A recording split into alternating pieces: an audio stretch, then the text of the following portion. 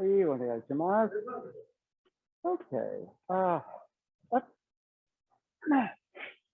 yeah, I'm going to do a little bit of work. Hips is ball and socket joint. Okay. So, like you have an imaginary hula hoop.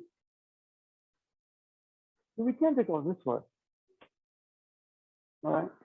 And the hips are in that. But let's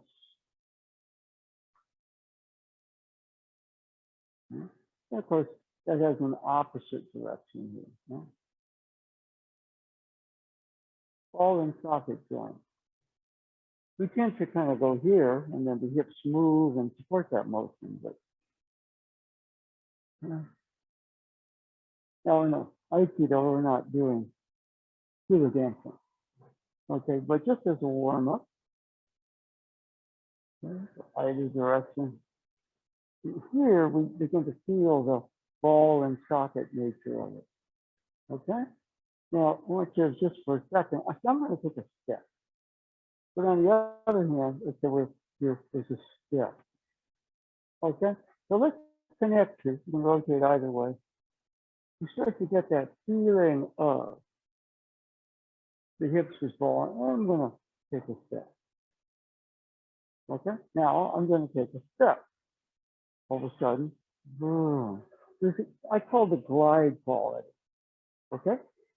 Yeah. In other words, if you glide, when you get the hips is falling, when you move, there's a glide. If you don't get that, what happens? What you get is a twist. Okay, like for example, here we go here, we're going to shihonage, and it's a twist. But it's the difference when there's a glide and turning, and I'm still in that glide. Okay, so the hips are ball and socket joint. This is a good exercise just to,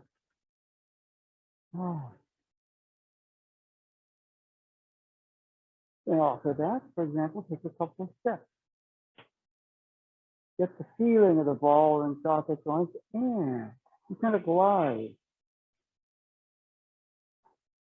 Right? Now, a lot of aikido is based on twisting, but within the glide, there's a rotation of the hips, isn't there?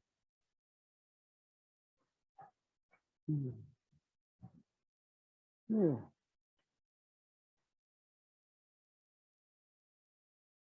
Now, a lot of times, for example, where feet, hips, but really what it is your hips control the movement of your feet. That's why you get the glide.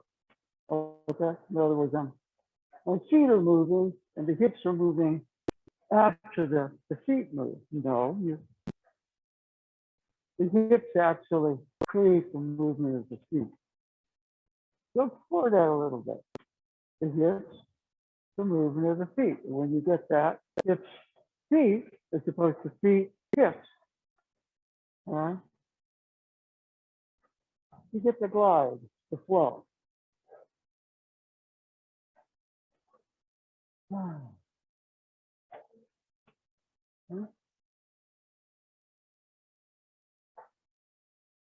In certain exercises, for example, that I can do this waving my arms. Let's say the hips are in that motion. Oh, you go the other way. Which gives me a lot more flexibility. If I'm reaching for the ground, all of a sudden the hips around.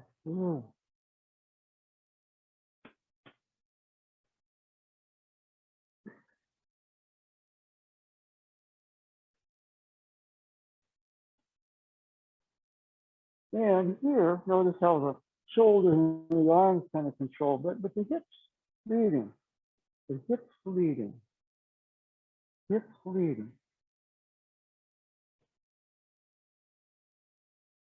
Oh.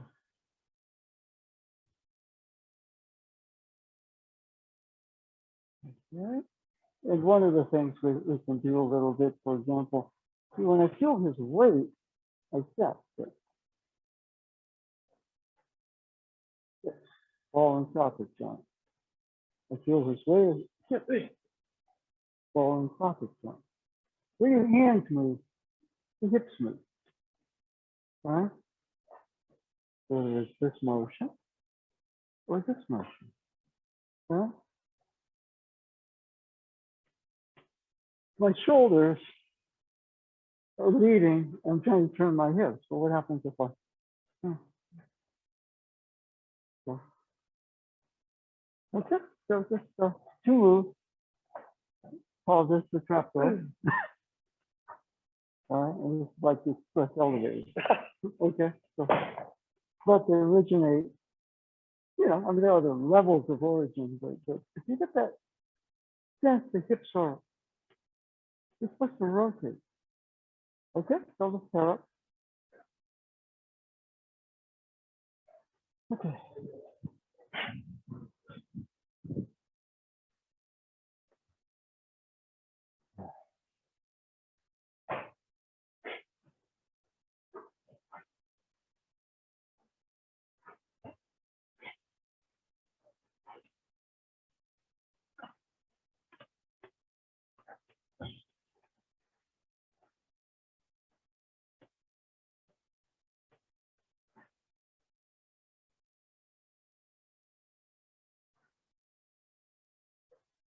Yeah, one of the things right here, for example, the hips are underneath. See what I mean? I'm trying to move top half. As the bottom half moves, the top half moves. There's something about the hips. And your feet, obviously, you know, you're, but see, if I'm kind of like, okay, my foot, no, the hip moves. But, you know, that there's a lot of the movement of the hips creates the movement of the feet. See, the hips are underneath there, aren't they? So if we're going to kind of get the feeling of flow, feel your weight, you step and moving the upper body to try to turn the hips. Easy. Right? So for coming in this direction, the rotation of the hips is very fluid. Right? Sometimes go over here, go over here. Well, yeah. Even here, I feel your weight.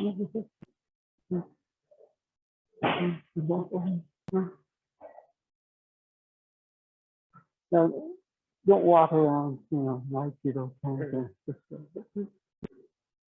So when you kind of get that, it's the hip moves good. Feel that?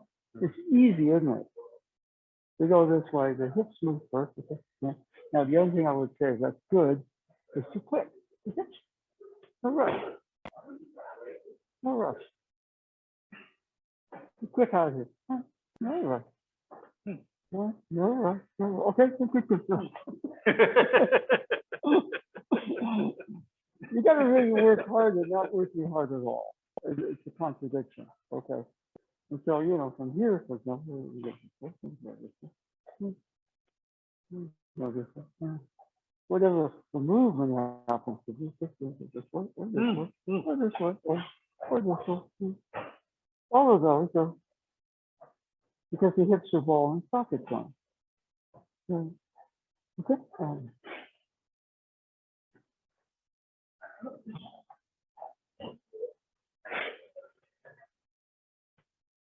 Yeah. So what I want you to do a little bit of straight up. You got one good move there. Oh, this is a Brazilian good move. Huh? In fact, you know what it is a little bit. We're used to. Okay.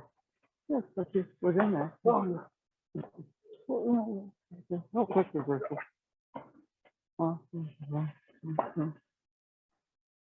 Yeah, I'm limiting my possibilities. That one good move. Maybe about 4 or 5 or 8 or 9 or 10. Or you know, something. The one that you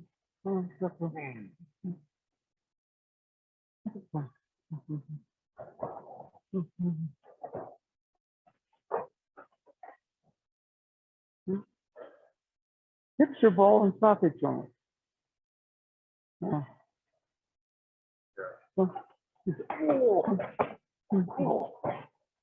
Your feet are designed to move off the hip. You know, I'm going to move my feet so I can turn my hips. And it's a twist. Whereas here, it's a glide. It's a glide. Right about here. It's a glide. It's a glide. It's a glide. kind of gliding on there. Or since they said floating bridge of heaven, floating bridge of heaven, twist my hips. Something about that. I'm sure it's not literally what he meant, but you know, the movement, I mean, you know, the movement of the feet. I'm going to move my feet. No, hips turn, feet move. Okay. Yeah. Well, it's free. It's, you know, Tai Chi is very much that way. Yeah. Okay. Anyway, keep going.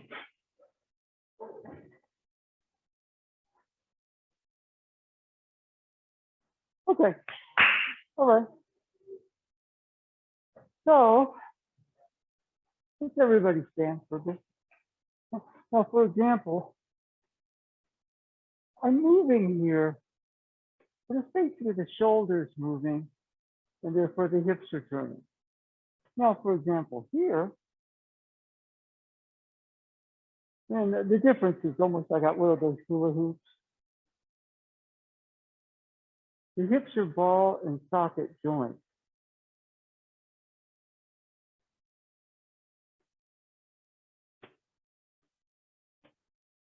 Feel the hips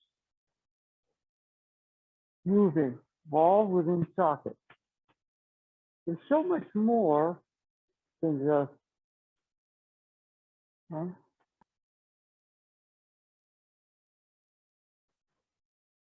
like twist. No, this right here, we tend to twist the hips. Ball and socket joints, it's not like, it's, okay. So basically kind of go here. What's that motion? What's that motion? What moves first? That moves first. So there's a little lag time because I'm kind of demonstrating this and the hands, but really the hands and the hips move at the same time. Synchronous, okay? Get a little better, a little motion. Piece of cake. So I spend the whole period of time grounding, twisting, right?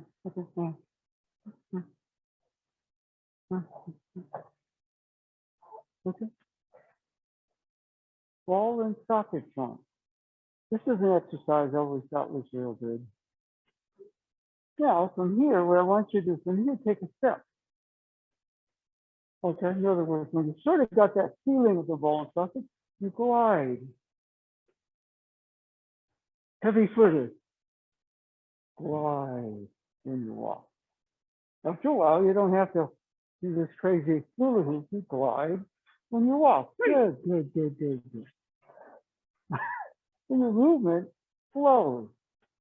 And your partner feels the difference doing that and we're embracing to try to move it. Okay, let's do this one. That one. Okay. Now, let's just take this motion. We'll kind of do the circle and give our partner a stretch. Okay? Got it? Good. Okay? So, when lead, stretch. Okay? With a partner.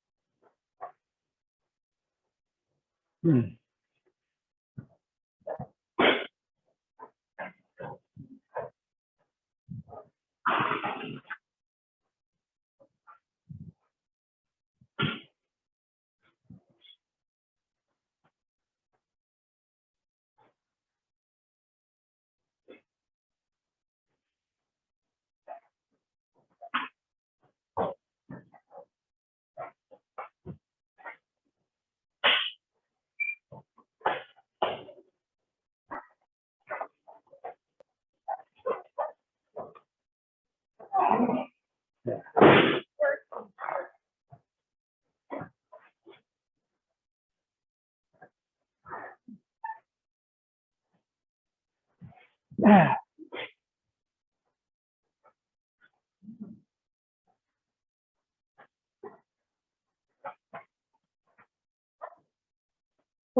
one of the things you're kind of working on, just start to move your hips. So we did this in one of their online classes. Move your hips. No, hula hoop style. Yeah. You tend to do this. So the upper body's moving, so the hips default move. But what if we got that ball and socket joint? You know who would take that? Bill Wallace. He was strict in case also class guy. Hips are ball and socket joint. Okay. Now you grab. So the shoulder moves, so the hips turn, but lift the hips move. Now, one thing about it is when you hit, it's a glide.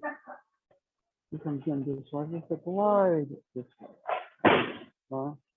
It's a glide this way. Glide. The glide produces an energy flow. You don't get, from the standard, okay, I'm going to move my hips.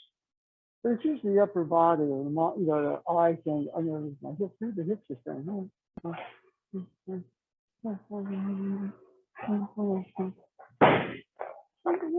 You're creating kind of a magical flow space around you, aren't you?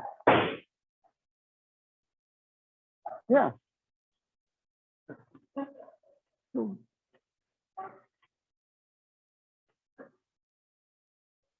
See, most of the time for stability, we lock the hips. Push.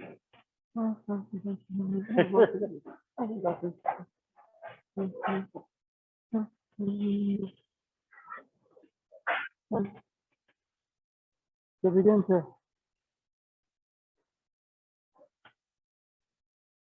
okay, good. Okay. Okay. All right. You create flow. System has to flow for things to flow around you. And if we're locked into old patterns of moving, we're locked into old paradigms of who we are. Right? Okay? So, just that's right there. Okay. Okay. What we're going to look at is just for, most of the time, for example, what we do, for stability, we lock the hips.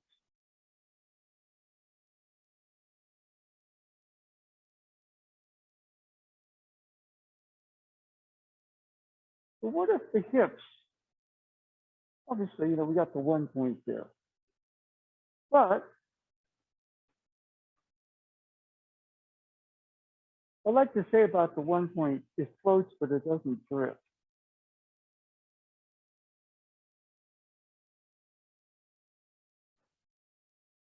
It's locked. It's not floating. It's drifting. It holds itself there, but it's very fluid. Now, off of that, the motion of the hips. See, there's a difference between doing this and doing this. So here, the upper half of me is moving, therefore the hips are moving. Here, the hips are kind of their own thing, and the upper body begins to move.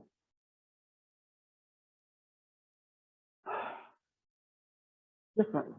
Okay? All right? If I'm just here, you could switch here.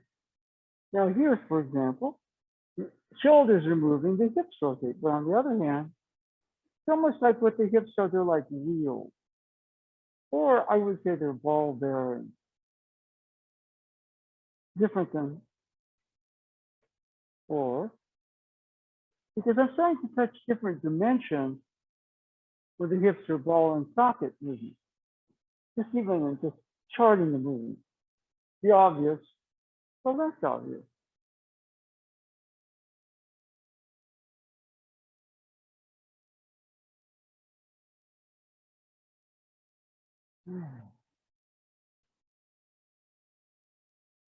Okay. Or this way, for example, are ball and socket movements. And when I can get that my own movement does touch different dimensions. As opposed to that. Yeah. Freeze things up.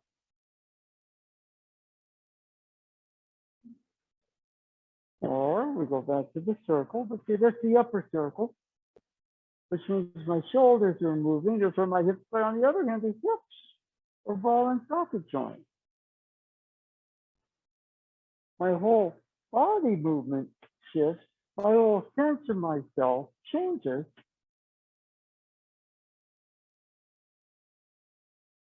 Like here, the movement is up and out there. I'm supposed to be doing something here. There's an inner experience, and that is the movement. And what you're kind of saying is the world can go around like this, but you go around like this. Okay? So, standing up. And one of the things that we can do, for example, is to stay standing. He grabs my shoulder. I feel this weight on the other hand. See how quick I am? Here, the hips move. They move slower, but they get it done faster. Okay, it's contradiction. I'm too quick up here and out there. No. Ball and socket joint.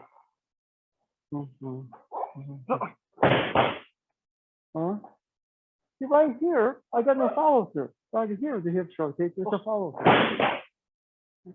But ball and socket joint.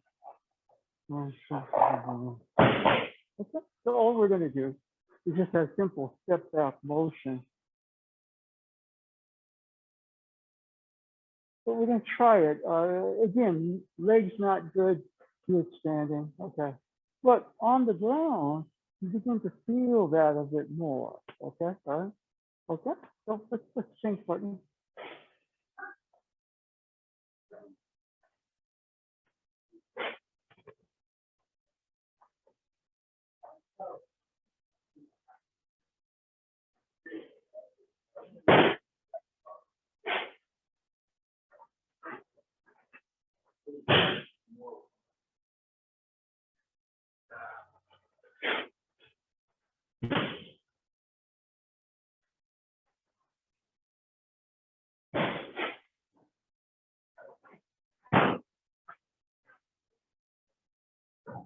Okay, now you're leaning into them. Okay. A little bit. You got a little bit of it, but you're leaning into them.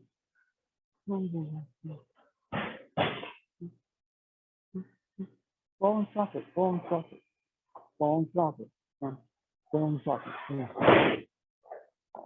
Okay. The hips move slow. My attention upper body is fast. So when you're that way, your thought process starts to ground itself a bit more, you know, in a better dimension of it. If we're way too busy up here and out there, here we go, say, okay, the yin and the yang of things are right inside me too.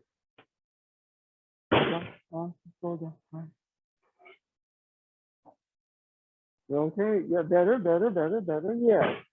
Now you're trying to get the ball, that's the Bill Wallace paradigm. I'm 70 some odd years old, but he keeps in the face. Pretty cool. Yeah, okay.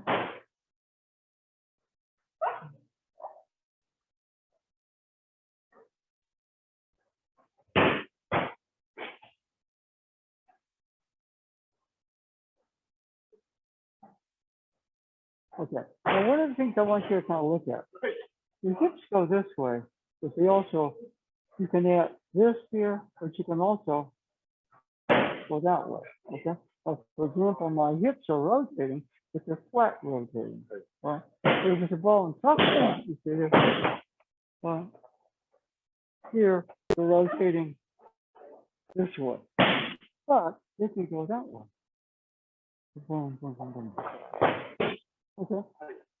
So, yeah, well, okay, that's this like this. Flat. Ball and socket. Okay. Yeah. This side is the left-handed curve ball, and this side is the right-handed screw ball. Okay, so kind of do that.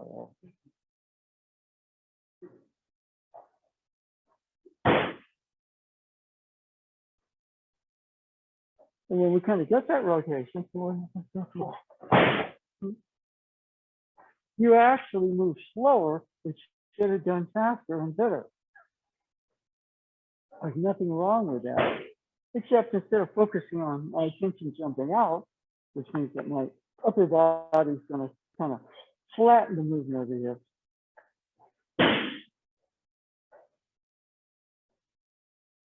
Okay. Whatever the movement happens to, let's say we go this way. No, we're right about here. I'm flattening it. No, if you come in this direction. And here I'm flattening the movement of the hips. It's kind of like that. You got that motion. Okay, we're going to come back up. Okay. And here I'm flattening and rotating the hips in a flat plane, but that's the curveball rotation. We got this. We got that much. So if you centralize, I mean, really what you're working with the hip, you're getting the hips from the floor, but your feet also change. Instead of planning to twist your hips, you're part of a flow. And what happens in the flow, you're moving your upwards, you have a lot more power when you're in the flow because your system is more total. And your mind quiets down. My mind just sees everything.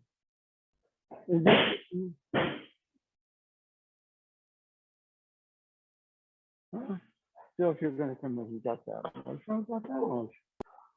Over this motion, we got this motion. Little movements, and if you're trying to make a form out of it, it's kind of stupid. But you kind of have the real deal because your technique is kind of coming from a place of real authority, right? On the other hand, it's very flexible. Like if you push, okay, I'm off balance. But if you push, okay, one can naturally rotate off of that as opposed to setting and being pushed off balance. Okay. So the question you ask is, what's wrong with that? There's nothing. You're adaptable, you're powerful. Your mind is quieting down because you're focusing more on the principles for how it works as opposed to what it looks like. Okay? Okay. So we go over here. Now what I'm trying to do is I'm trying to drop. Let's just see right here. Just corkscrew in and they corkscrew the other way down. We're kind of safer here. The hips are settling a little deeper into socket. I mean, you can talk about key, but when there's key here. But one thing that happens with key is that when you're in a key flow, your body's moving in a much more efficient way. And so sometimes you think about key as too mystical. So what we're saying is you're in a pretty powerful key flow here. Yeah, what are we saying? Just trying to move your body and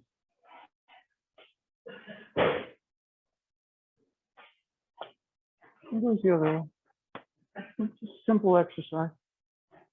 Sometimes you're not just centralize this way. You do it 500 times, 1 and 2 and 500 times in the morning. Then you go like this and take a bookend and cut 500 times. So unfortunately, just half.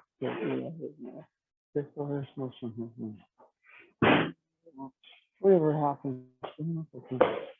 But there's energy moving, but I'm just in such a fluid place with myself that it's natural that the energy moves. If I focus on what the energy should do, I go out there and I linearize everything, but the hip starts to kind of try to figure it. This shuts down a little bit and allows this intelligence. Right? It's like the difference between doing this and having Wada. right? In other words, Wada is a hard one, you know, because you okay. Yeah, so you know, it's here for the natural motion becoming this will here, this will. There's no right technique or wrong. If you come with the intention to grab, you feel that. I mean, it's not, you know, what is it? There's an energy flow, but the hips are moving in the wall and socket orientation. See what I mean? Yeah. Okay. All right.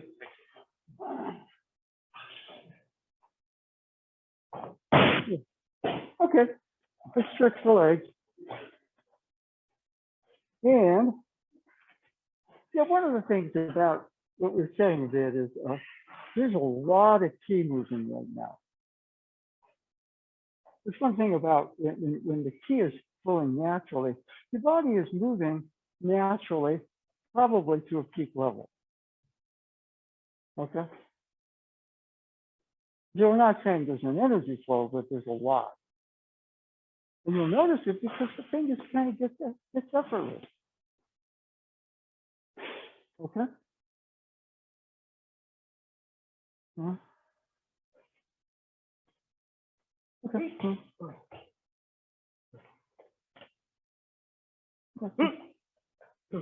Well, there's a lot of energy going. There's a lot of energy going on. Sometimes if you feel, okay, now I got to do this, what do I do? We're just saying, focus for now on, let's try this hula hoop motion again. Your hips are ball and socket. Now take a step, you glide. Most of the time what we do, we set, twist, put our weight down. But it's almost like when you're oiling your hips. Okay? Loosening up, creating space. The wall and the socket tend to kind of rigidify, especially as you get older. So it's important, you know, a lot of that can be reversed. Okay? Right? Want a new body? Okay. Be more of a hip person, all right? Not right about hip, for example, something like that.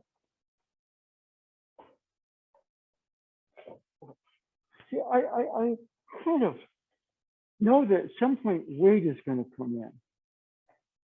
And I'm setting and bracing for that weight. I know weight's going to come in, but I'm focused a little bit more on the hips continuing to do this. Or it generates pretty powerful flow. Power is, you know, like a power, I'm going to make you. No, that's not power. It means that you are, you know, there's a mighty river that can generate lots of electricity, or it can be like a rat in a cage running, trying to generate electricity. Let the river generate the power. Okay, then we can direct that power into hopefully good things. Okay, so as we, with a rat running around trying to generate something with a wheel, or you're part of the flow of that river. And that's, you know, you can call T the river, T the spiral, or T the wave, what is it? Or whatever happens. Now, what we've been doing is moving here, and we have been moving this way, but we can also do a step back motion. Now here, say I set, I feel this weight, I twist. Rotation of the hips is a little different.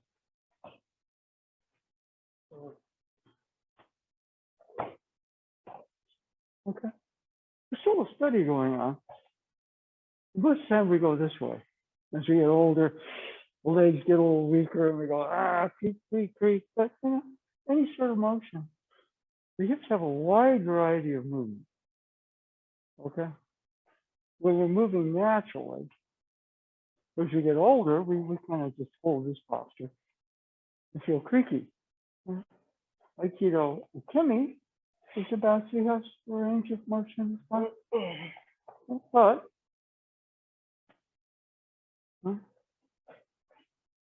now I'm going to do a step back. Feel the hips rotate. Now I'm going to change here. Feel the hips rotate. Now I'm going to sit and put my weight there. Feel the hips rotate. So any movement, a little quicker. So orchestrated here. My mind is calm and just sort of allowing that to happen, but it's also observing it without getting in the way that much. Okay? And there's a hell of a lot of energy moving through you at that point. You are wielding some power because you're not forcing anything, including him in an experiential flow, which is actually very good for both of us. Okay? So let's change partners.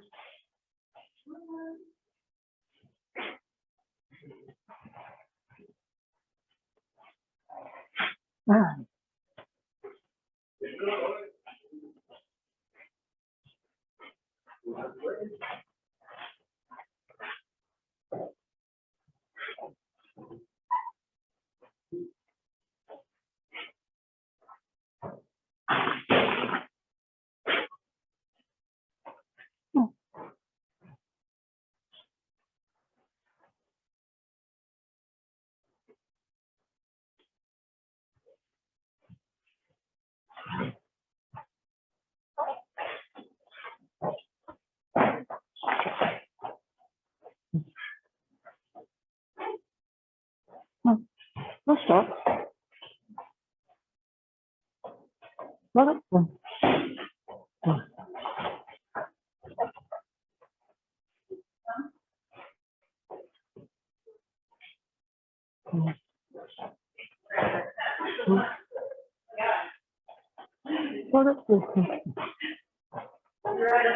I get here, I get linear, top to bottom.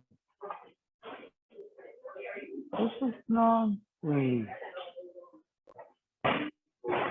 I mean, you can see demographically there's a top and a bottom, but there's just the core moving freely with itself, which is orchestrating top to bottom, bottom to top. Okay? And now, again, this position, I'm used to the top bottom, but what happens if we, okay, the hips generally go this way, we get really good at that. But see here, we can also change the rotation. Instead of a circle, it becomes a wave, doesn't it? We go hip one.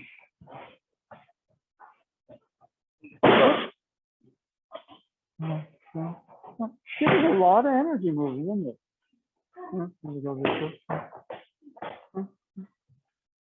We're just following the flow, but we're also right now not so much focusing on the energy, although the feel of it is very, very calm. There's a lot of movement and aliveness. Right? So I don't want to flatten everything out there. Nice thing about this movement, you kind of feel the ball rotating within the socket. No. You generate waves out of that. You generate spirals out of that. There's a lot of energy that starts to move off of that.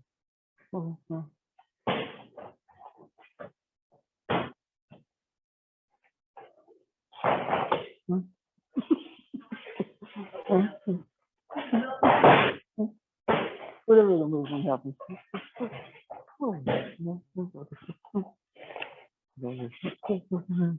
Okay. Whatever it is, I mean, you're orchestrating it through your core. This shuts up a little bit, and there's a better level of it when it's calmer and clearer. My senior, instead of setting on the hips, they're kind of gliding. They're not a twister, they're a glider. Okay? Right? You know who's already got that glide, and it's a power glide, is Jonathan Kuminga. I try to say, not just an athlete, a super athlete. There's a very integrated nervous system with that kid. And they're smart. Yeah, you just work on one or two things. It's the same thing, hopefully, with Wiseman. Catch logs, get rebounds, block shots. Don't worry about anything else right now. And then hang around Draymond and Steph and Clay, and you'll expand naturally. You could do a little bit more, expand that package. But one of the things here, for example, you can't do that. No, you should get a feel for that. We'll include more in your package. It's natural, not like you got to do everything, so you can't do anything at all. And again, that's just about yeah, or we kind of go. Yeah. We go this way. We'll come back up here. Okay. Yeah.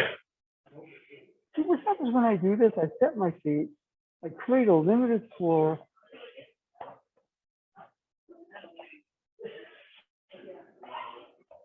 We're sharing the elevator going down to the basement together. Shared experience from two different viewpoints. Okay. So what does that have? There's just clear. You're much. Your sense of yourself is different. Okay. That's one powerful tool Aikido has. You can go, oh yeah, when I'm in that space, I'm actually a much different person in a good way. My mind's clearer, my movements are more effective, I'm more relational. Okay. Okay, so keep going.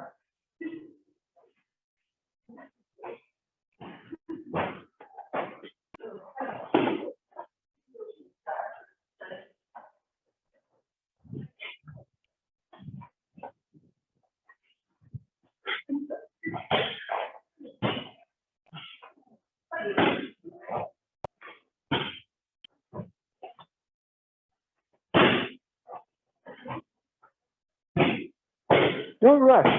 Don't rush.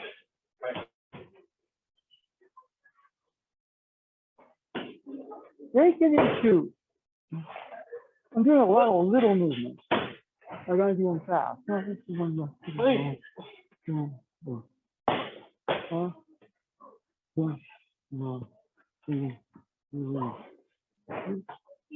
Just a lot of little movements. I got to do them faster to approximate what I see out there.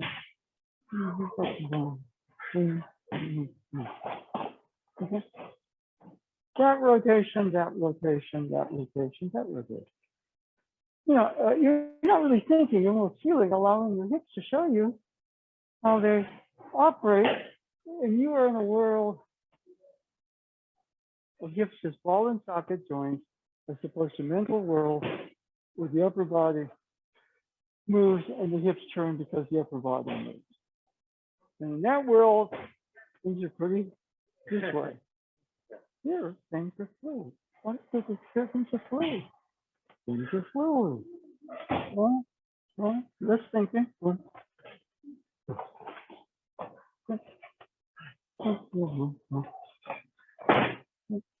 Whatever the movement happens to be, and it could be something almost anything, like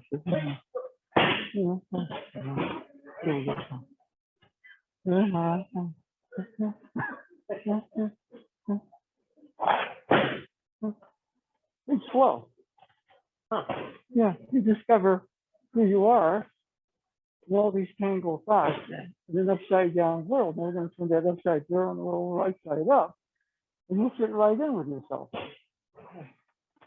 You get much more done. You have much more power. Power is this. No, power is, Superman has power. You don't have to sweat much. All right. Batman has power. He's a billionaire. He doesn't worry about his rent. Okay. No, he does not. Yeah, whatever. Okay.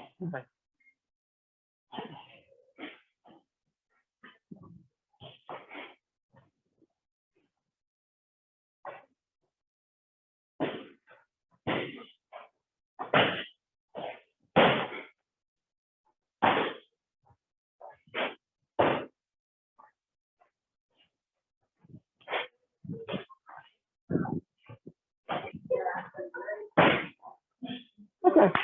All right. Everybody have a seat. Okay. So, for example, Seiza, which we're not going to be in very long, but and if Seiza is not good for you, sit cross-legged. It doesn't really matter. Okay.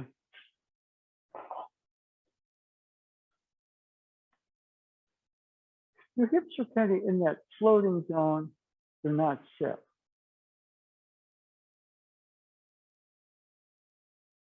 Yeah, I think of the one point here. It floats, but it doesn't drift. And that for me is a lot. I mean, it's a feel thing, but you don't really feel that point. You do feel your lower belly after a while, your Wada. But your tanden, you know, that point, it's a psychic point. So what's its use? Well, I can kind of visualize, somewhat feel it. It floats, but it doesn't drift. What does that do for me? It quiets my mind.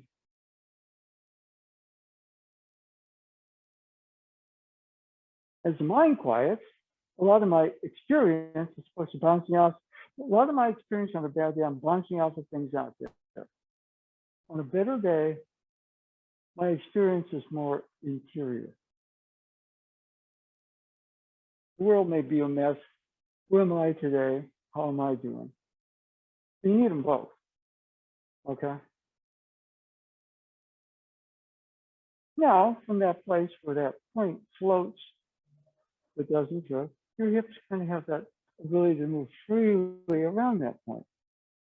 And they move, again, they're ball within socket, ball within socket. Now, it's not going to tear itself to pieces, but, you know, one complements the other.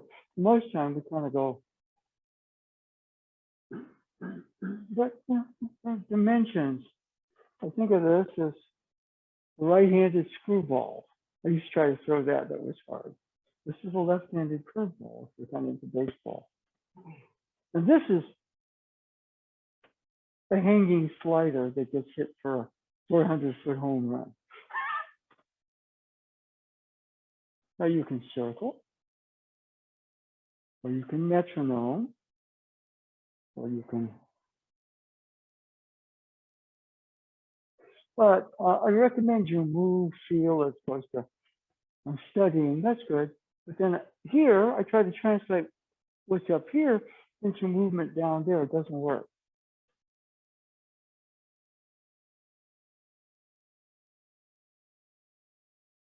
And if that's getting a little tiresome, which it is, see, there's no particular thing. Sitting for an hour would be totally out of your comfort zone, where you can't do anything but think about how uncomfortable you are. Okay. Now, you careful. See the upper body. You know, this upper level of my mind sees it, and you know, I'm doing what everybody else is doing, except everybody else in the room is just understanding the ball and socket theory of the hips, and I'm doing what everybody else is doing. That's you know, that's dangerous. But your own personal experience is necessary in anything, so you can make good choices. And other than that, I just follow what's out there, or I rebel against it without feeling it.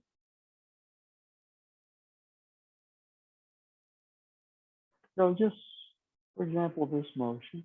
Now it's very easy to just get into the upper half where my mind understands it, my shoulders move, I'm sure my hips are turning. We want to kind of take it into another direction where the hips are ball and socket, and they are starting to move and glide away.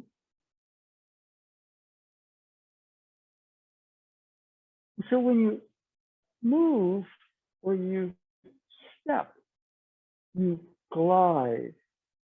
And if you're the upper body, you twist. To the uneducated eye, they look exactly the same. If you look at the form, it's the same thing. So you have to kind of go more past the form into the personal experience of what's going on with you. Okay? Now, certain cases, you know, you're working with somebody big and all of a sudden you go like that, you feel their weight. You make that shift because out here, my tension's out here. So I'm in that flat world with the hips. Feel the weight and rebound back into this. Feel the weight and rebound back into this. Okay? Rebound echo, you can call it rebeat, whatever. Because there's no answers here because I got to generate so much more power with a flat hip turn twist, then it's going to be efficient to do the job. Even if the technique works, I get into a bad habit. Okay. And so here, oh, this doesn't work, but maybe this is different. Okay. So the movement of your hips in this ball and socket universe of hips, okay, creates a different level of us. Right? We don't see things as oppositional out there. It's okay, now how can we make this work together? It's real difficult to do this, by the way, without a partner. So it's training. You can theorize about this forever, but it's a theory. Oh, yeah, this is more of an experiential. Okay. Up. Okay. Wow. Yeah. Now you sort of have to be able to do this. You can't walk around. You can always, if you're having a bad day because this is just too active, and you can go somewhere private and turn your hips. But most of the time you're going to be this way. So your hips are supported by your feet, but the hips are the motive force.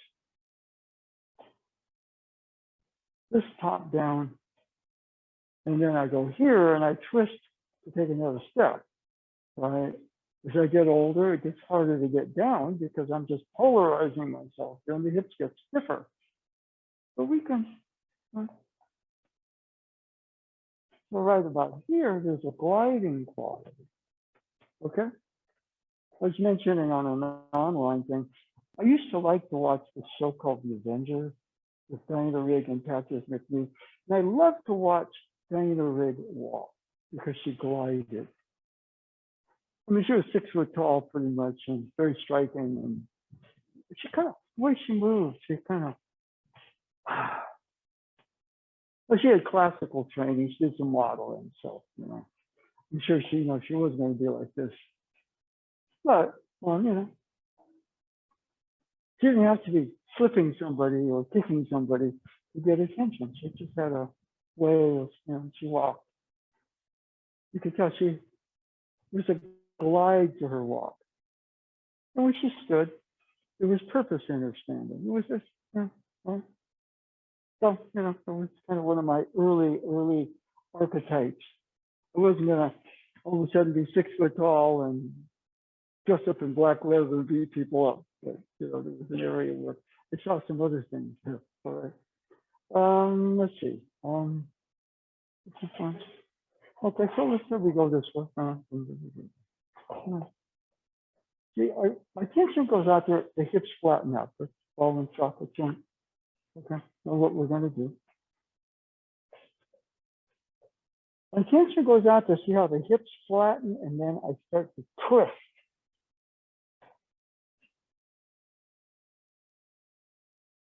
Now I have a twist. I'm way ahead of myself when I'm up here out there. Okay?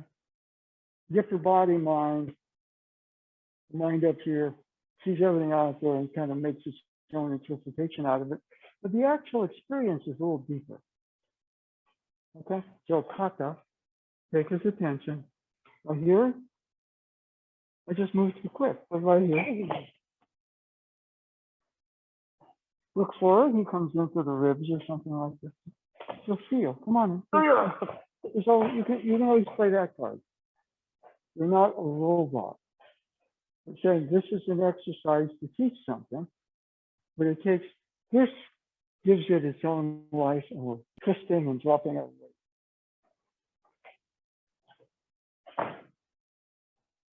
No, Tracy, I'm too quick out here, but I'm going to level the hips out. So just that creates the beginnings of the trap wheel. Now, the hips rotate into that. You don't drop the weight further. But you really have to get that sit, okay? It's a problem. I'm in way over my head. If I settle a bit, find my center, clear my mind, all of a sudden, the problem becomes, not an issue. I see it for what it is. And It's supposed to be enough you're overwhelmed, lacking the resources to tackle. I got enough. But I got to realize the resources are interior. So kote nikyo with a Wada, okay, change partner.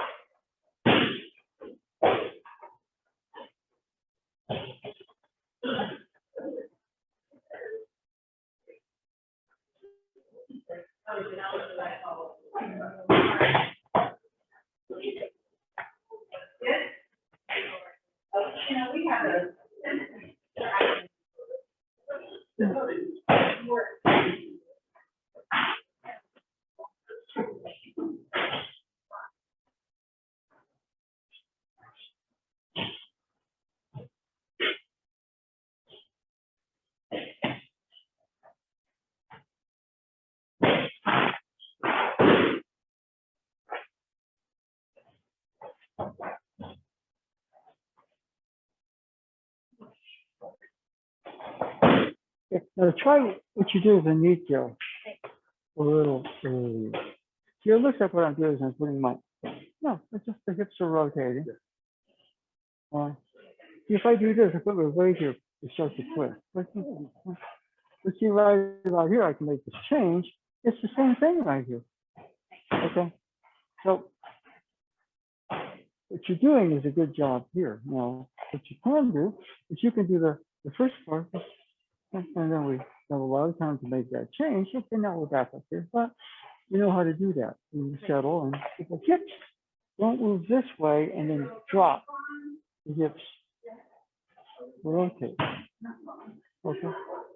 And with a freely rotating, it's a free flow system as opposed to a heavy world where the rules are unfair. And everything out there is totally messed up. Okay. Yeah. We create our own experience within that.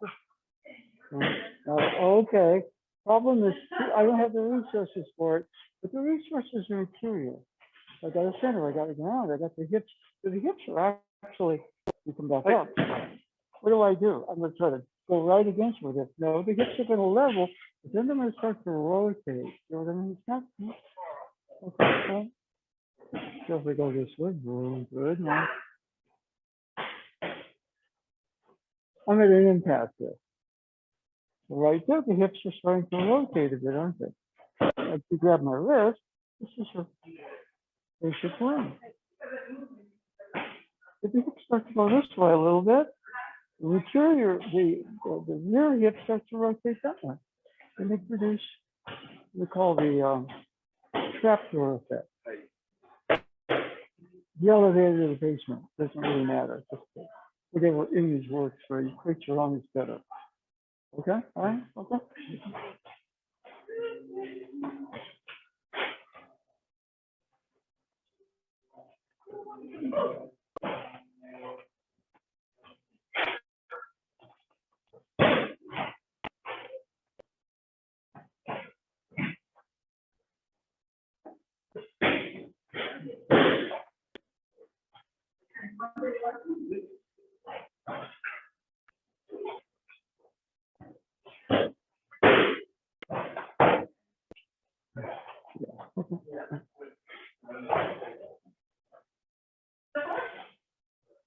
Yeah, let me ask you to look at something.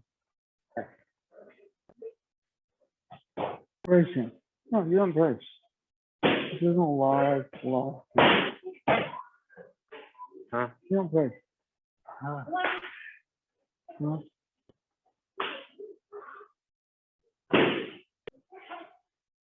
What am I doing? I'm just saying, okay, it's a free system down here. Up here and out there, it's not a free system. I brace, I walk, I twist. Okay. How much more is possible here? Okay, you're writing a story and you're gonna hit a wall there. But that just means, okay, how much more is possible here in this particular passage? Right? Mm.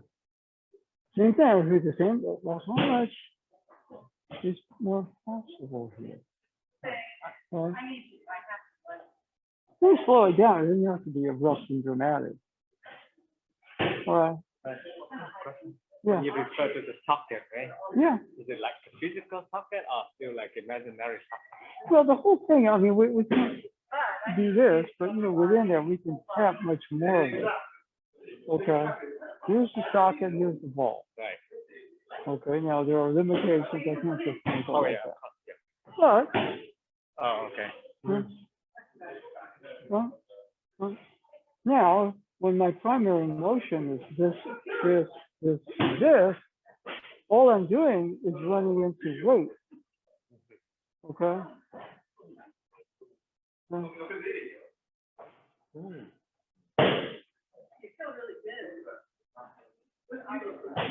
Wait, well, you can work the permutations for yourself out. Okay? It's a lot like the Tai Chi movie. Yeah, Tai Chi is the same thing. Tai Chi, you're kind of here, but there's a difference between this and the fact that the hips are rotating. You know, good student. Master Troy. Yeah. Yeah. I mean, you know, he's doing the same move. He's just, you know, good student, okay. You're Master Troy. Okay, different. Yeah, the video is sure. Or, you know, a top of the line Hindu teacher, no sensei. Okay? Yeah.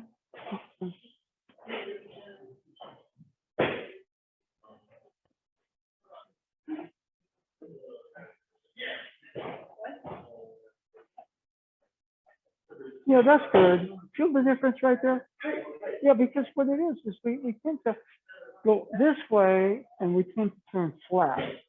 You see what I mean? We go up, down this way, and then we turn this way. But when you begin to realize that, you know, you have other dimensions you can move through, you start to generate, you know, it's here we get a little bit of a limited circle. Okay, but here, you know, we're coming in. You know,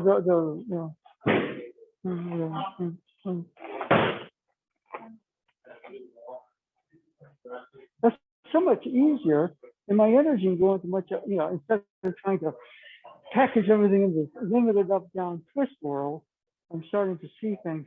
I'm trying to see other dimensions or possibilities that I can work. So this clears up. I feel when I'm thinking about the whole thing, it's about the world hierarchical, and everything you do is opposed with you. You know, you get very, very bothered interiorly. Whereas you say, yeah, I know, but you know, we can begin to create our own situation. Right? Aikido gives us a template for, yeah, we're all in our own way really powerful, just that we kind of get caught up in these rigid patterns of movement, and our own personality develops within that hierarchy, and we feel squished or thwarted or whatever. And just to come and say, now here, I can't go anywhere. I got to twist and drop my weight. I can go this way. So then everything starts to naturally.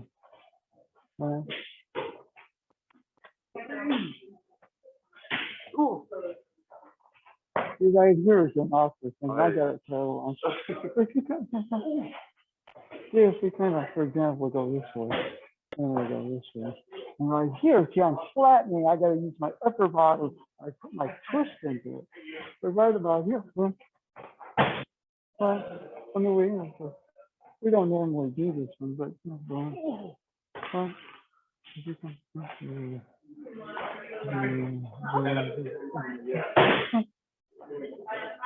just changing my paradigm, you know. I'm taking responsibility for maybe a better model of how I can operate. When I do that, my mind, you know, all of a sudden is much more creative because it has to visualize, feel the hips rotating as opposed to an old model. Okay. And so for here, what I'm going to do right here, right about here, for example, see me set. So I'm about to twist. Oh, now here, now all of a sudden the rotation is so different. Isn't it? Yeah. Yeah, I mean, it's not, other than that, anybody can do this, right? It's just that we get lazy. We see the form, our table is set, we accept what's on the table.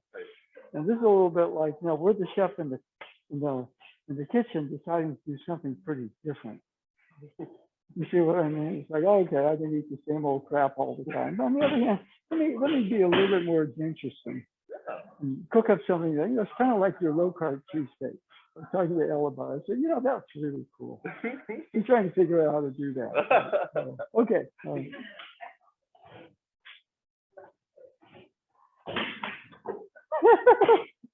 You can get kind of carried away. It's not on purpose. Oh, that's all that is, like this. Yeah. You see me set. You see my hips level off. Yeah. Now I got to either drop my weight or twist.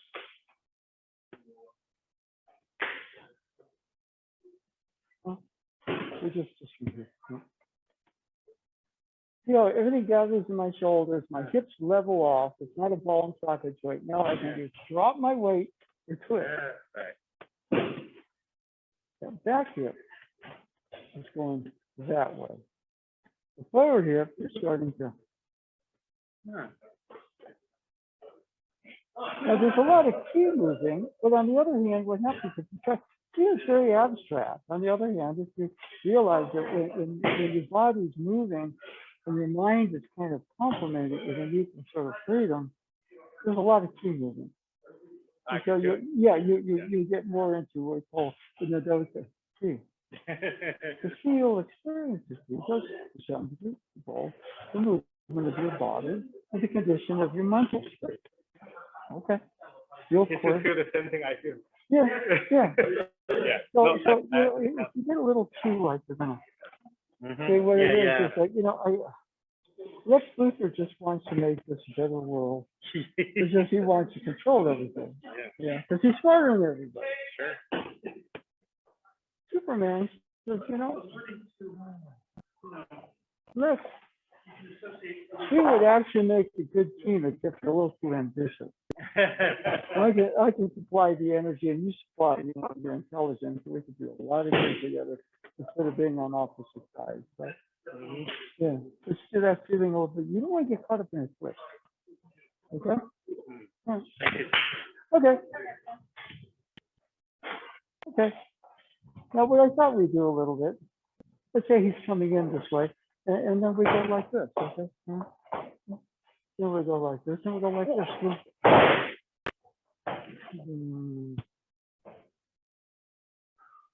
See, right here, my attention is upper.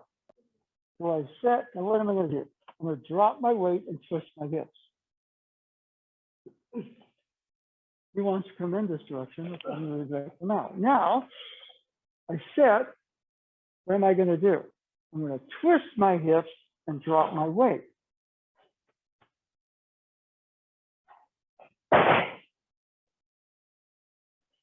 The hips are ball and socket joints. Doesn't really take a lot for you to start to work out, the algorithms of how your hips move. It's more of a feel thing than it is think, try. Okay? So what we're going to do here, we're going to go this way. Oh, not here. Now he's holding. But I got more room there. All of a sudden, boom, this thumb goes in back, and then I just keep going. By the time I finish my pivot, usually that breaks free. Okay. Now right here, you see how I'm assembling the flat turn. Now what I'm going to do is launch him and twist. And at that point, he comes in right there. There's a hole there. So right about here, and we got that motion. You go from this to that, as opposed to this, set, twist. And, the thing about it is what really limits us is our ability to see what's going on, because we translate it into what everybody else does. Okay? What does that mean? It just means that somebody else is creating a model for you, and you are then kind of imprisoned within somebody else's model of you. And that's infuriating, especially at family gatherings where they see you exactly as you were when you were 12 years old. Okay? Now, if it's love's there, that's fine, but sometimes you can be a little, okay? All right? So right about here, it's the same thing here. Now, right about here, okay, what do I do? Well, what if I just keep rotating the hips? Position here. Come on in right there. But we rotate to here. I haven't even pivoted yet. I keep turning my hip. Eventually, and if it keeps holding, I don't do that. I can use that as part of the movement. So it's not a huge deal until, of course, this takes over and we start to think about it. What if? I used to always ask Tojima Sensei, you know, Moshi aite wa, what if, and you know what he would do? He would kind of laugh and then he would explain it to me in a rational way. I don't know. For him, it wasn't a big deal. But, you know, what I kind of got is when we're thinking about the worst case scenario, then, you know, that just was my lack of a sense of belief in who I was. And so I was always creating these walls in training. And he would laugh and say, okay, this is what you do. And it would be like nothing. But it was my fear, you know, of that here. What do you do if my partner is big and tall? Well, you go, okay, you do that. Or he'd say, Jack, you can't do that yet. So, you know, basically, boom, you do that, and then you do that. And I said, well, I don't want to walk around busting people's ribs up, but okay, I guess that's possible. You know, you didn't give me the full answer because the full answer was that you got to match, you know, that idea that you have is getting in the way of your development. But it's good you're thinking about it because most people don't. Okay, so positive, not so positive. Work on it, kid. Okay? So, you know, what we're going to do here, now I'm already positioned. He wants to come in right there. Okay, sure. And then right here, this is the real tricky one. You see right here, I'm trying to flatten the hips out, twist the hips, and throw them. Come in. Okay? You haven't even pivoted yet. Now I pivot. As I'm pivoting, my hips are already organizing the next one. So when he is going to turn and cut the corner right here, he's already on his way to somewhere else. Okay? So we're just going to do the kote gaeshi, which, by the way, is a real monster. If you get the form, it's fun. You twist, you step, you launch, but there's a hole there, which we're also supposed to, it's like a problem in physics. How do you solve that? Well, we're solving it on the map by getting to not better dimensions out here, but better inner dimensions of ourselves. Okay? Let's change partners. This is a bit more active, so make sure where you throw. Okay, it's safe. Partner.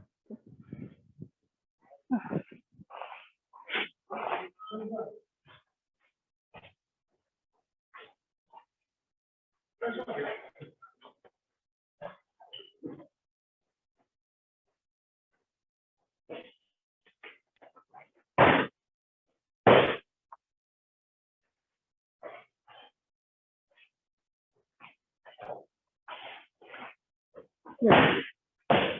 See, because kote gaeshi, if you're coming in this way, is one of the hardest because with your body changes, it's there to there. Right.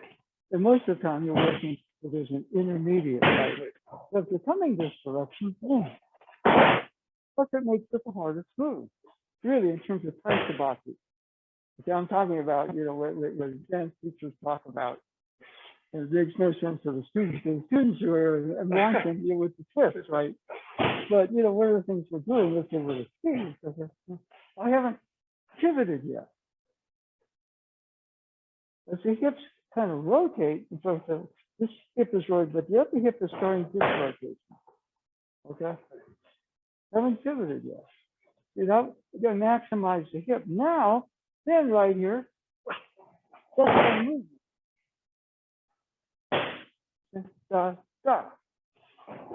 Now, if I do it the way that it oftentimes is taught, here I flatten the hips. Here I step, it's still flat. Now I got to twist the throat. Right? And really what we're talking about right about here. Is that motion?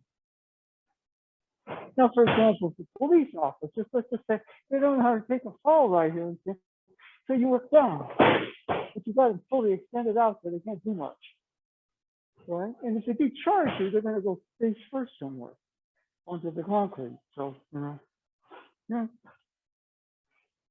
It's more entertaining with the height we're actively training if we're kind of wanting to train, but on the other hand, most people are not going to, but right there, you just add it. If you fully establish some sort of, and to some degree, let's say you're here, well, and you don't have a lot of space. Okay. That's the same thing. It's just like collapse it a little bit. But what happens, let's say he grabs here, I'll go this way. Well, what it is, I got to really maximize the hip over that way. So when I'm in a smaller space, I turn the hip more. You see what I mean? Yeah. So I mean, this is more graduate level stuff because most time we just train in a class and we don't realize maybe we don't have a lot of space. Okay, we got to put a gaeshi to take a lot of space, but then you have to be able to condense it into a smaller space. And maybe for somebody who's not going to fly, but how you take them down. Well, okay. You turn the hips even more in a more combined space, but that's where you really have to maximize the ball and socket. You understand? This is the socket. This is the ball. You don't. No, you let the hip. But the outer socket rotates. The two figures, much more freedom, and then you have another hip that's complementing it. We go this way and that way. No, a lot of times it's going this way. The other hip is going this way. Then this goes this way. This starts going this way now. And then, for example, that motion, you put a gaeshi. Well, if you follow the changes in your hips, you oftentimes understand the waves and spirals and circles. We normally tap the up down, the circle and an up down twist, but there's so many more dimensions there.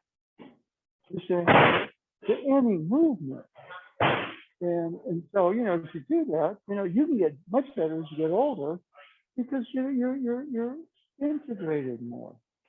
And even if you don't believe in ki, your movement is much more efficient. And whether you believe in ki or not is there. All right. So I don't believe in ki. I just understand the movement of the hips. If you grab on, there's a lot of ki here. Right? It's the way it works. You don't have to believe in ki at all. But if the hips are locked, I got I believe in ki. How come nothing's happening? Because I'm missing something. I'm missing kind of the freedom of my own system, which lets the key in. Okay? Right? Okay.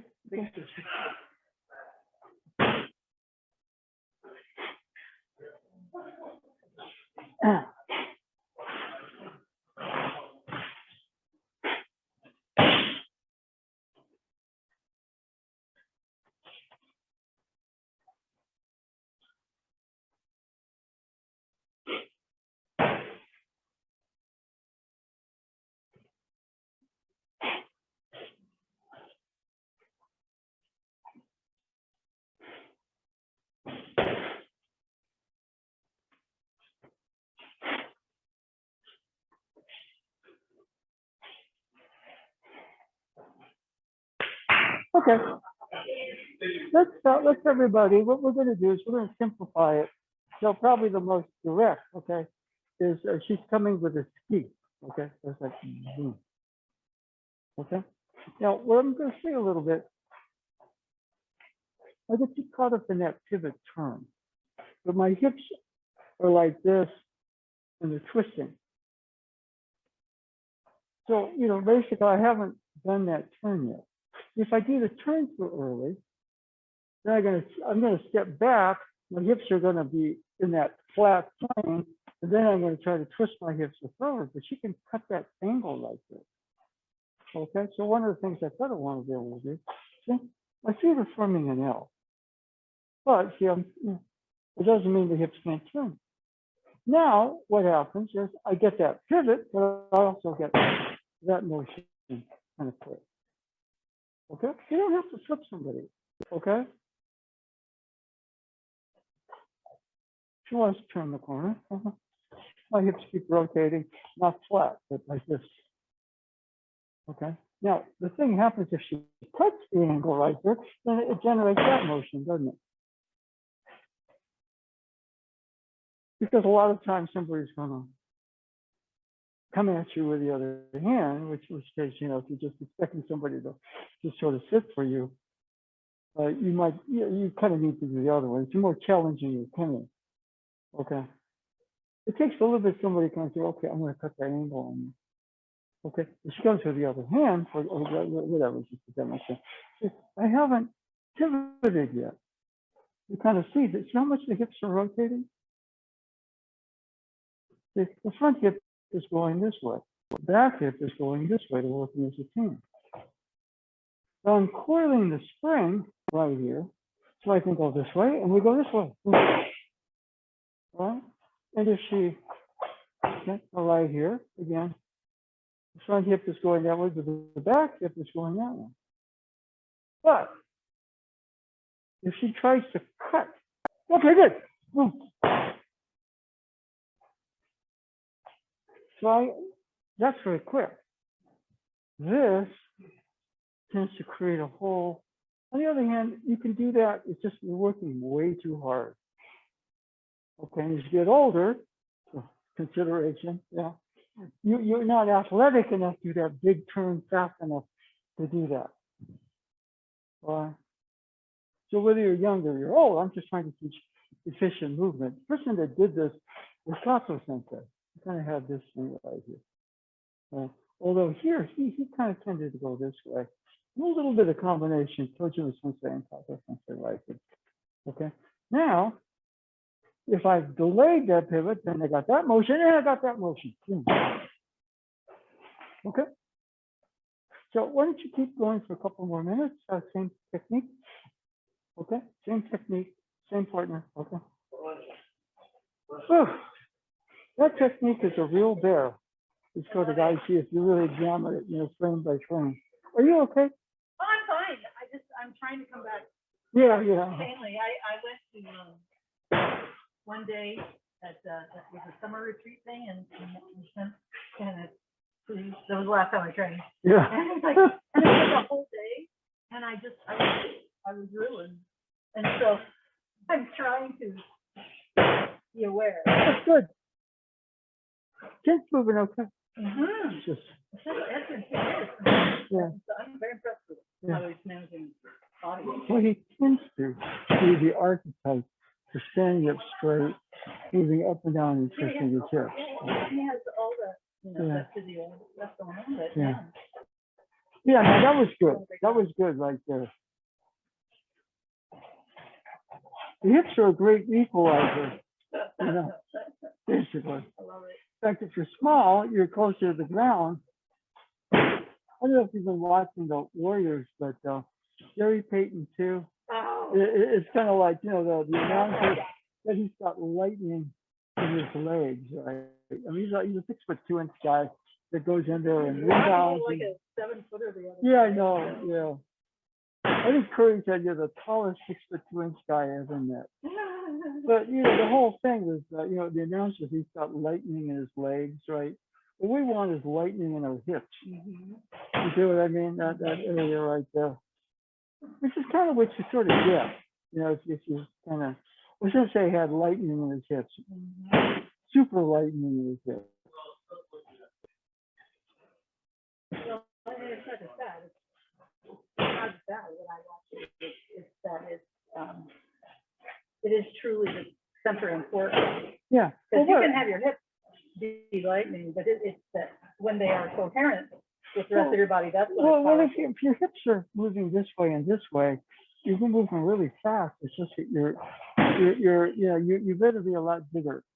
Like, for example, the NBA, I mean, big guys get away with this and that, you know. Now they can't. Mhm. Okay. And one thing, if you watch Jonathan Kaminga, it's a very integrated system at age 19. Mhm. And you know, I kind of missed on Alan Smiley's. You know, I thought he was going to be the next big thing. But in 3 years, that Kaminga kid could be the best player in the league. Not to say he will be, I know. you know, because there's a lot more on that one. But somebody said, what was it? He wants to win 3 MVP titles, 4 Defensive Player of the Year awards, and at least 3 titles. And that's a lot. Take it But seriously. if you don't dream big, you never make it, right? Funny to come up with those numbers though, Yeah, I know. Isn't that something? right? Yeah. Ambition. For me, it was like I just like to score in double figures, Yeah, I know, right? which is harder than you think. What was the most you ever scored in a basketball game? Yeah. Oh, I've never really played it. Oh, you never. I actually scored 28 points once in a summer league game. I mean, the only time I've ever played basketball was when they had the teachers play the eighth Oh, graders. oh, And that okay. didn't really count. Oh, okay. And I barely. Oh, If I- I'm not good. yeah. But it felt like my arm was going to fall off. Yeah. You know, to actually shoot that much. I don't think I shot a free throw, so it was like 14, no. Yeah, and then yeah, one of the things right there, okay, when he's coming here, okay, come around, you're gonna feel his weight here, feel the freedom that he hit. Oh. Now, couples tend to go a little bit more this way. I still tend to go this way, but I set that up. But for example, here, there's a tendency right here. Yeah, I'm out there, and so I'm going to either go up, down, and twist. So if you're here, there's a little bit more rebound into the freedom of the hips.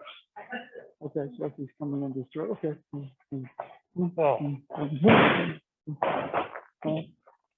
So that's that quick thing, you know, if I'm coming at you, no, close your fist, be out here, but rebound into the hips.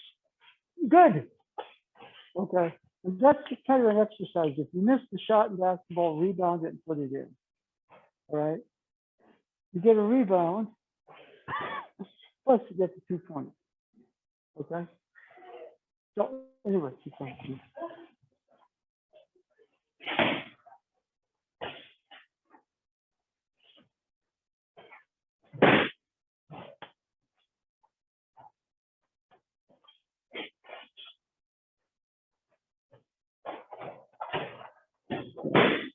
So one thing right there. Yes. If I'm coming at your hips, okay. You know, right there, you're going to reach for my hand.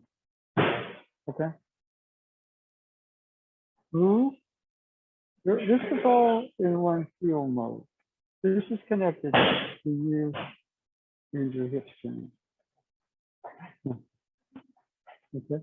Feel the difference right there? Right. Because you're spinning fast and then you reach it. In sports and basketball, you get called for a foul. You reach. No, you don't reach. You contain if you're a defender. Huh. I'm startled by something out there before I reach.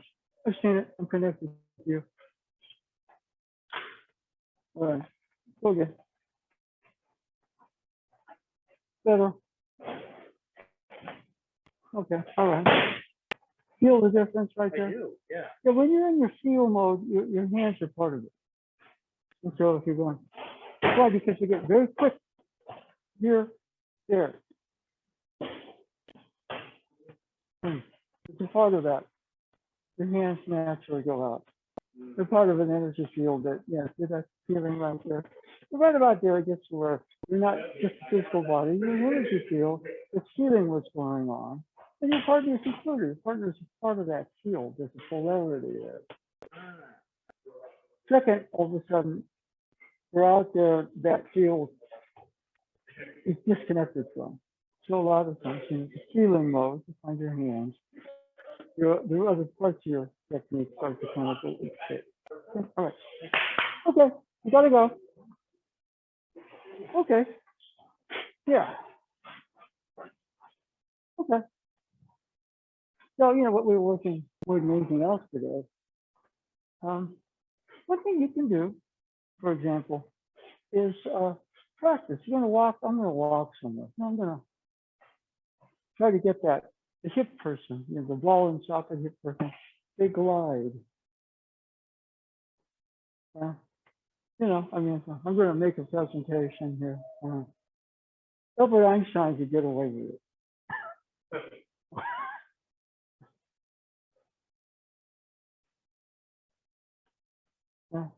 That's just that glide.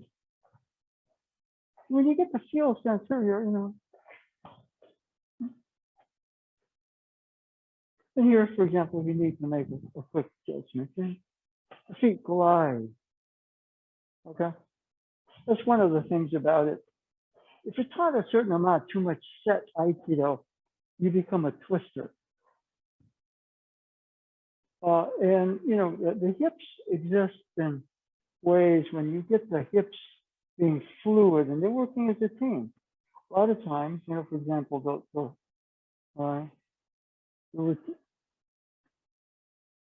turning to the right, that back hip tends to,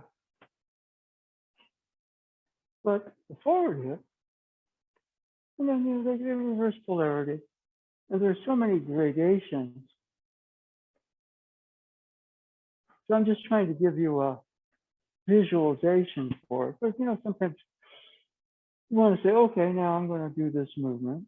Mainly when you're in good body feel, you have some of this, but sometimes it takes a little extra. Like I'm going to focus on something. Well, in Aikido, you're focusing on your hips because if you got that, the movement of your feet come off of the hips. Okay. The other thing Sensei said, we're kind of with Cliff over there, okay, is your head determines the movement of your hand. Let's see, when I'm like this, the hands are locked here. Upper body, head, hands. Lower body, hips, feet. And it's one system. But see right about here, this turns, but this starts to rotate this way. What I do a lot, I kind of do the fire water changes with the staff. Because what happens is as the hips are rotating, now they're rotating, now they're counter-rotating, now they're going to. So when I do these changes of it, generating figure eight spirals, it's absent of the changes of the staff or the spear, give me a clue as into how the hips are moving. Okay? And so when we create a finer interior reality of ourselves, that to some degree helps create the outer reality. When I walk in old patterns, twist, react, it's a little different than when I'm in a flow place. I still have to deal with things, but there's much more harmony possible. Here, I just see everything as and here I'm trying to go, okay, now, yeah, I can make these adjustments here without losing myself. Okay.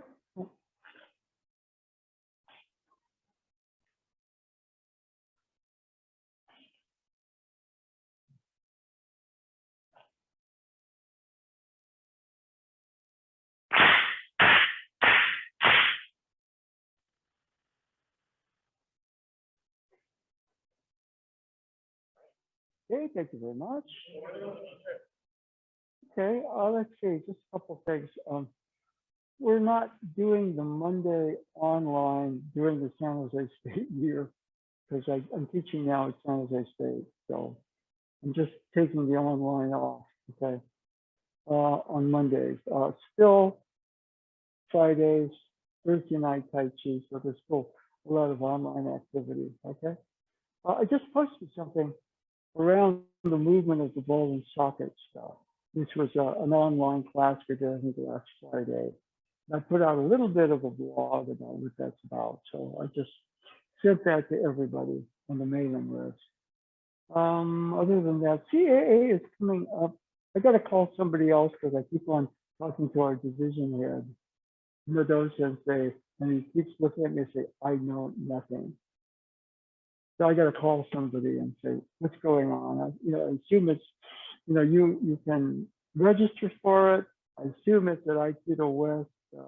We wanted to have it in San Jose at Martha Street, but I couldn't connect with Richard Bunch on it, so I phoned it out to Nadeau Sensei. And I don't know what happened. He said, it's going to be at Aikido West. I said, okay. So I have no idea how that went. But it will be at Aikido West. I think eventually, hopefully when 3rd Street opens up in San Jose, we'll probably wind up posting the February again. But we can't do that in our current configuration here. So anyway, that's about it. So CAA coming up, it probably will be what? Next weekend? Today. This is the 20th. Yeah, it'll be next weekend. So check on it, see if you want to go or not. As I said, a fearless leader knows nothing, therefore I know nothing, so I got to call somebody else. When I find out, I'll post it. Okay, thank you.